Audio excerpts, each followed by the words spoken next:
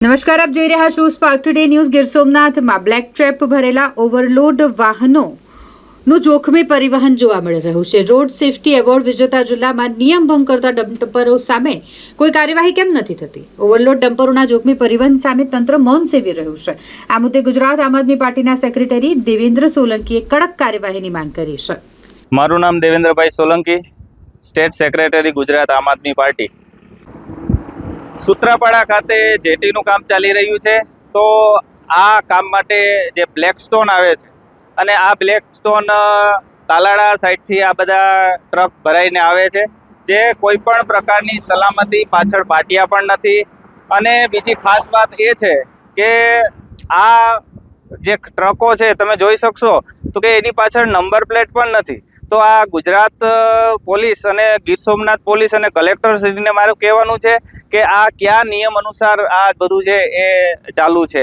કોઈ પણ પ્રકારના ટ્રાફિકના નિયમો વગર. અને હમણાં જ ગીર સોમનાથ જિલ્લામાં તો રોડ સેફટીની અંદર પહેલા નંબરે આ ગીર સોમનાથ જિલ્લો છે.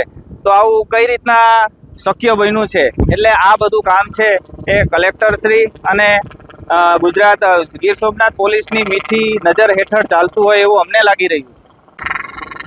અકસ્માતનો તો હવે થાય એની રાહ તો જોવાતી નથી, પણ જો ટ્રક અકસ્માત કરીને જશે તો એ કયો ટ્રક હતો કે નંબર પ્લેટ વગરનું છે, એટલે એ પણ પોલીસે જોવાનું છે કે આ કયો ટ્રક પકડશે.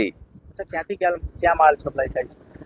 આ માલ જાણવા મળ્યું છે કે માળિયા બાજુથી રમરેચી અને તાલાળા થઈ અને ટૂંકમાં સૂત્રાપાડાના રસ્તે સૂત્રાપાડા જેટી સુધી આ માલ પહોંચાડવામાં આવે છે. અને ટ્રકની અંદર ઓવરલોડિંગ હોય એવું ચોક્કસ દેખાઈ આવી છે રહ્યું છે. તંત્ર પાસે અમારી તો એ જ માંગણી છે કે આ જો તમે બાઇક ઉપર 3 જણા જતા હોય ને એને તમે જે ચલણ આપો છો, તો આ લોકોને કોઈ ચલણ આપવાનું છે કે આ તમારા જે અત્યારના હાલના રાજકારણીઓનું છે એટલે કંઈ નથી કરવાનું? તો એ ગીર સોમનાથ પોલીસને મારું એ પણ કહેવાનું છે.